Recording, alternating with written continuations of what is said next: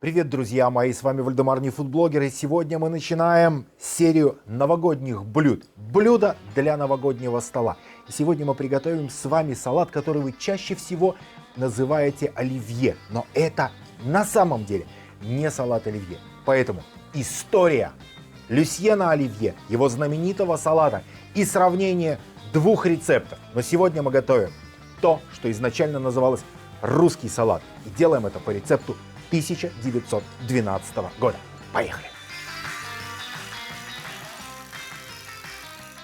Почему тот салат с горошком, который мы готовим всегда традиционно на Новый год, мы называем салат оливье? Есть у меня на этот счет теория, которую я вам с удовольствием расскажу, пока мы будем готовить салат по нашему рецепту. И начнем с неклассических вещей, которые в нем содержатся. Вы к этому не привыкли. Внимание, как говорится, шок-контент. Итак, для начала в салате присутствуют грибы. Причем грибы сушеные, вот мы их предварительно замочили. Сейчас моя задача эти грибы порезать мелко и обжарить их в оливковом масле.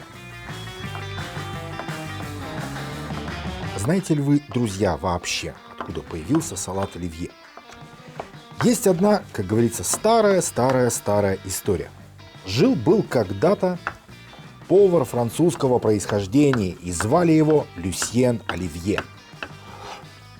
Есть, правда, некоторые исследования, которые вроде как гласят, что на самом деле Люсьена звали Николя, но это не имеет большого значения. В любом случае, человек либо французско-подданный, либо французско-говорящий, и он был поваром в московском ресторане «Эрмитаж». И там он на Новый год и по большим праздникам подавал какой-то свой собственный, особенный салат, рецепт которого на самом деле до наших дней не сохранился. И Люсьен Оливье, который, к сожалению, умер молодым, в 45 лет, унес, как говорится, этот рецепт в могилу. Грибочки режем мелко-мелко, так в рецепте положено. Так вот, по воспоминаниям современников, которые в том числе пытались, естественно, повторить вкус или консистенцию того самого салата, и никому это на самом деле не удалось, по воспоминаниям современников, там была масса других продуктов, которые мы вот в этот вот салат не кладем. Там были раковые шейки, там были омары, там была паюсная икра, там был салат айсберг, там была заливка на основе соевого соуса. То есть множество того, что явно выходит не просто за пределы привычного нам салата горошек, но и в принципе, вот, например, свежие овощи, зелень делает этот салат совершенно другим. Возможно, здесь, конечно, вопрос подачи. Но состав блюда, если он включает в себя зелень, это явно не то, что мы привыкли с вами мешать с майонезом. Майонез — это тоже, кстати, дань традиции. Итак, Люсьен Оливье умер и никому не рассказал, как он делал свой знаменитый салат. А почему же вот этот салат мы называем именно оливье? Лично мое предположение, сейчас я высказываю опять же свои мысли, вы этого нигде не прочитаете, скорее всего, в интернете, ну, кроме как на моей страничке в Фейсбуке, что когда-то существовало параллельно в одно время два салата. Один салат Люсьена Оливье, то есть название салат оливье — это не салат какой, а салат чей. Салат оливье, и существовал второй тип, который назывался русский салат. Во второй половине 19 века стали входить в моду салаты именно вот крошеные, там, где овощи и составные части мелко нарезаны. Грибочки у меня заканчиваются. И, возможно, тот салат, который мы сегодня готовим, на самом деле придумали в России, и его называют русским салатом. Но после того, как рецепт салата оливье утратили, кто-то приготовил русский салат и сказал: а это салат оливье. Знаете, вот как, вы знаете Сашу, и нечаянно назвали его Петей. Вы обознались, вроде как неудобно, но ведь Саша от этого Петей не стал. Но человек, который не знал до этого Сашу, может запомнить его именно как Петя. Здесь примерно произошло, по крайней мере по моим предположениям, то же самое. Есть множество вещей, на основе которых я свое предположение строю. И одна из них — это как раз-таки салат, потому что салаты, точнее составы салатов различаются кардинально. Итак, грибы мелко порезали, отправляем их сейчас на сковородку, где их хорошенько протушиваем с оливковым маслом.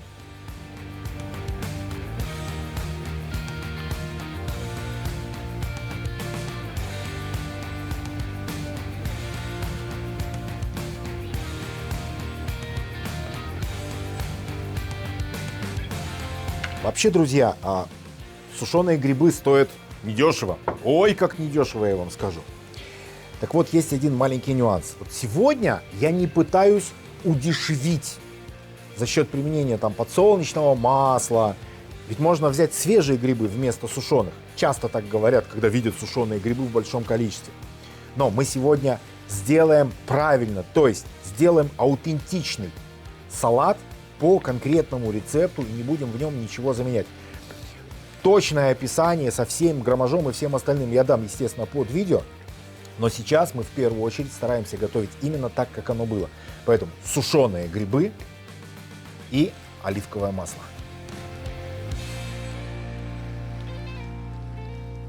Пока наши грибочки тушатся, мы их периодически перемешиваем. Кстати, пахнут совершенно обалденно. И это одна из причин, почему не надо заменять сушеные грибы в рецепте на свежие или тем паче замороженные. Вкус-то на выходе мы имеем разный. Сушеные — это сушеные, у них свой вкус сушеных грибов. Итак, пока все это дело там тушится, мелко, как написано в рецепте, нарезаем картошку, морковку, ветчину, соленые огурцы. Можно соленые, можно маринованные. Тут вопрос вкуса зачастую. Но огурцы должны иметь изрядную кислинку, а не быть просто солеными или просто там сладкими. Кстати, салат, который вы знаете как оливье или салат-горошек, в огромном количестве стран присутствует как русский салат. То есть фактически сегодня мы готовим не просто русский салат, потому что он такой салат, именно русский, а потому что он в большинстве стран, почему-то за исключением Советского Союза, сохранил свое исконное название. И поэтому фактически мы сегодня в некотором смысле восстанавливаем историческую справедливость.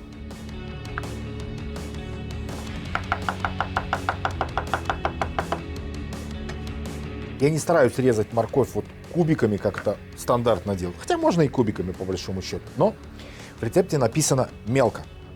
Поэтому делаем так, как написано.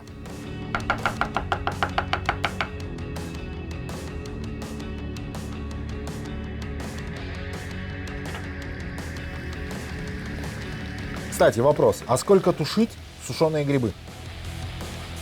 Такой вопрос, как в принципе кулинарная обработка сушеных грибов, часто встречается.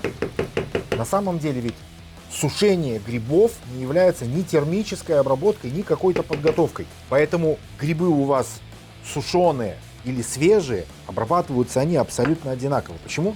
Потому что за счет термообработки разлагаются те алкалоиды, влияние которых на организм мы хотели бы избежать. В идеале, по крайней мере.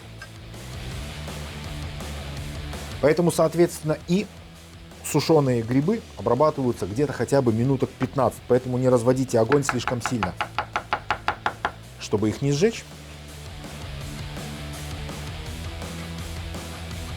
Так, картошечку с морковочкой порезали. Все складываем сюда. Я думаю, что грибам еще буквально 2 минутки и пора их выключать. Пахнет совершенно умопомрачительно. Это при том, что здесь нет ни специй, ни соли, вообще ничего. Просто сушеный гриб. Украду кусочек.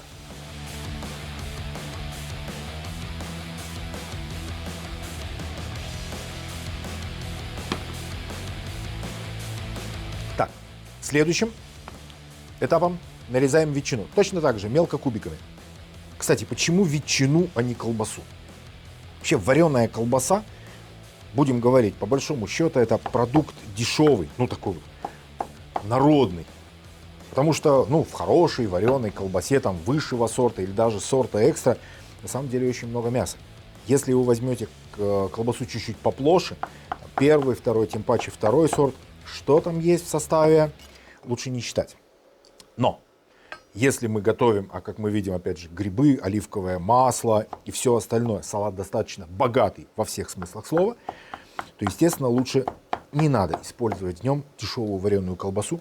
Возьмите лучше какую-нибудь, пусть не очень дорогую, но ветчину. Вкус будет совершенно другой, я в этом уверен.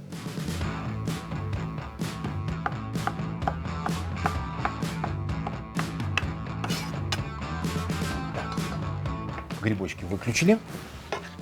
Дадим им, естественно, немножко остыть. Красиво смотрится, хотя немножко и непривычно, я бы сказал, для салата. Салат получится изрядно темным. Ну, погляди. Так, все, оставляем их остывать.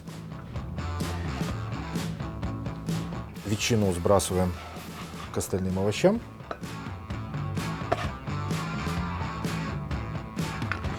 Так, что у нас осталось? Огурчики, горошек. Огурчик точно так же режем, как и ветчину и все остальное. Все режем одинаковыми кусочками. А там уже дальше кто как любит. Кто-то любит покрупнее, кто-то помельче. Это вопрос личного вкуса.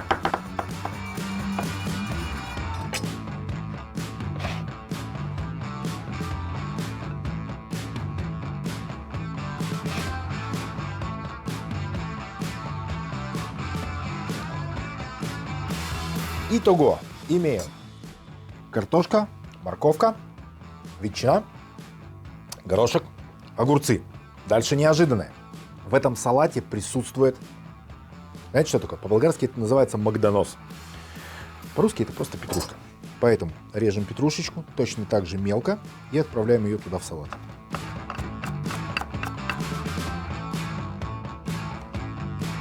Палки я в салат не режу, ничего им там делать. Палки для мяса хороши.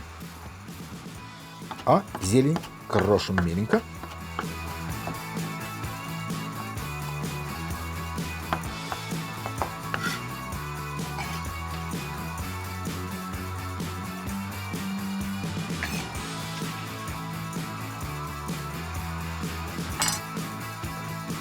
Теперь отправляем сюда наши слегка подстывшие грибочки.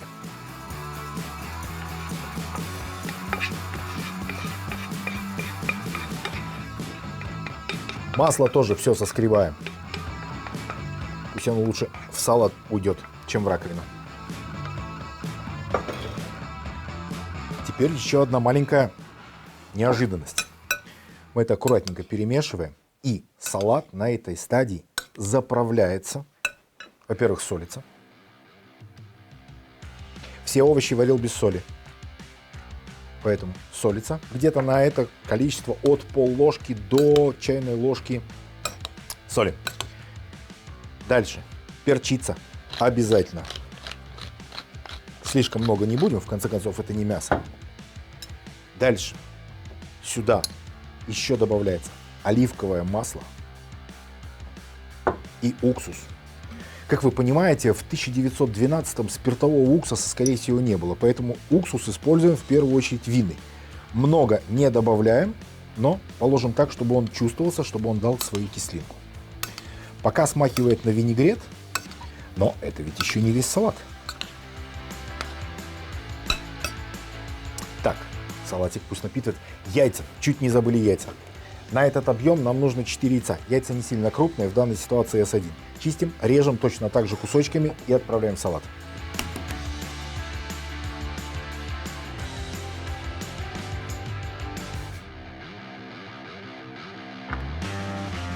По некоторым сведениям, кстати, опять же, о сохранившихся воспоминаниях людей, которые ели настоящий салат оливье, там яйца были. Но, как вы понимаете, вряд ли они были куриные.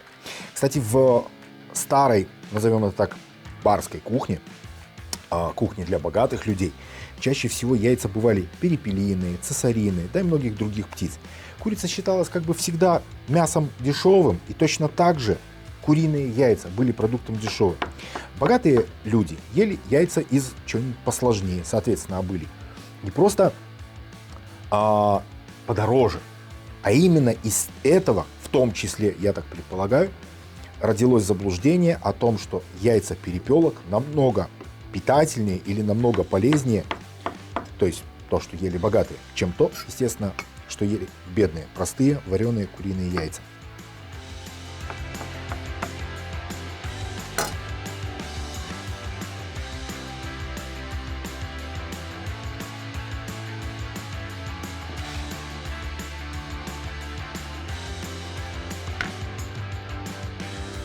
Красота. По крайней мере, выглядит красиво. Все остальное посмотрим чуть позже. Итак, приступаем к следующему этапу. А следующий этап — это у нас майонез. Можно сделать два варианта. Первый вариант подешевле, просто сходить в магазин, купить майонеза. Второй вариант, можно сделать майонез, вот как мы это иногда делали, да, у нас есть там рецепт майонеза, но я делаю его из целого яйца и на подсолнечном масле. А сейчас мы сделаем майонез по тому самому старинному рецепту, где будут использоваться только оливковое масло и яичные желтки. Так, для майонеза нам понадобится 2 желтка, поэтому отделяем белки от желтков. Куда мы используем белки, а потом посмотрим, что-нибудь придумаем. В крайнем случае будет нестандартная яичница.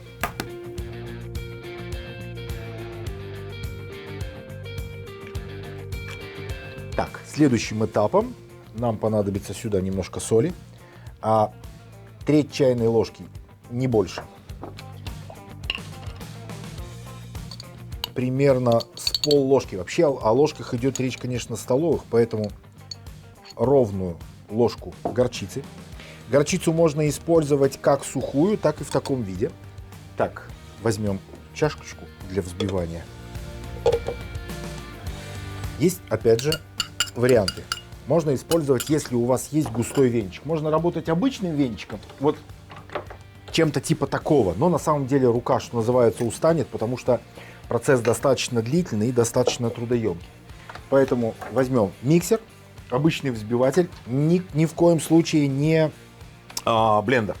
Поэтому включаем миксер на где-нибудь средних оборотах, начинаем взбивать, и сюда потихоньку нужно будет добавить стакан оливкового масла. Где мой мерный стаканчик? Наливаем оливковое масло. Стакан это не 250, это 200 граммов. Итак, взбиваем и постепенно, по чуть-чуть, тонкой струйкой добавляем масло.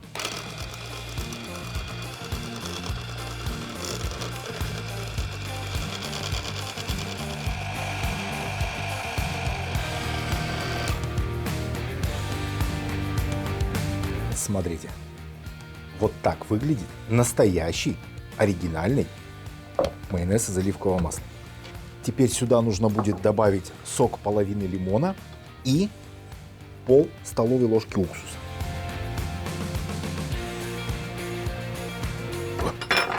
Твердые лимоны у нас какие периодически попадаются, но уж придется немножко попотеть. Выжимаю то всегда через ситечко, пользуйтесь тем же самым методом, потому что косточки, вот эти вот ошметки, кусочки, они на вкус-то по большому счету не влияют, но консистенцию портят изрядно. И пол столовой ложки уксуса. Уксус, опять же, винный.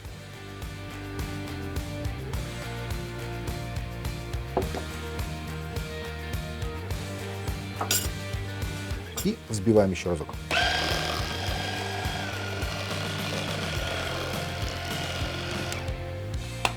Ну вот, наш майонез готов. Взбивалки я буду доставать отдельно, потому что на них вот это вот вкусное все налипло. Сейчас. Не, ребята, это ни разу не майонез из магазина. Майонез, у него очень мощный вкус, я бы сказал. И вкус именно оливкового масла. Здесь, конечно, вопрос личных предпочтений. Кто-то любит вкус оливкового масла, как я, а кто-то нет. Но, тем не менее, имеем то, что имеем. Смотрите, какая масса. Так. Плавно съезжает в наш салат. Сюда, по рецепту, по крайней мере, уходит вся вот эта доза. На самом деле в рецепте описано двойное количество майонеза, но половина идет в салат, а вторую половину по рецепту нужно использовать только лишь для украшения салата. То есть сверху там можно что-то выложить, нарисовать или что-то такое подобное сделать. Ух, густой-то какой, соскрябываться не хочет. Перемешиваем наш салат. Я думаю, дадим ему чуть-чуть, буквально 20 минут настояться. И после этого его можно будет пробовать и, соответственно, подавать к столу. Ну вот, собственно, наш салат готов. Да, выглядит он совершенно непривычно. Пахнет, кстати, достаточно вкусно. Я, наверное, потом попробую. Возможно, я его чуть-чуть досолю. А теперь самое главное, к чему мы вели. Мы сравним вот этот салат с классическим салатом. Назовем это так, нашим современным оливье, который мы готовим на Новый год. И попробуем, что из этого вкуснее и интереснее. Вернусь через секунду.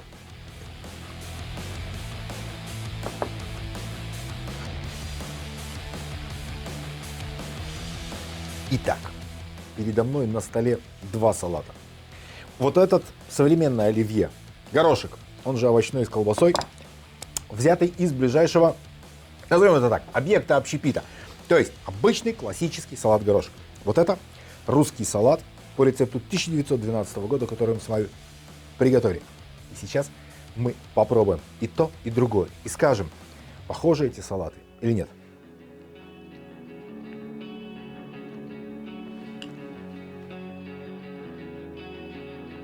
Горошек и горошек. Ничего особенного. Да. Вкусно. Но не более того. Обычный горошек. Теперь пробуем.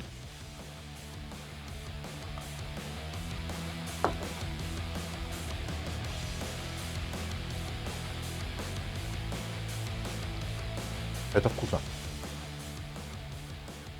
Это очень вкусно.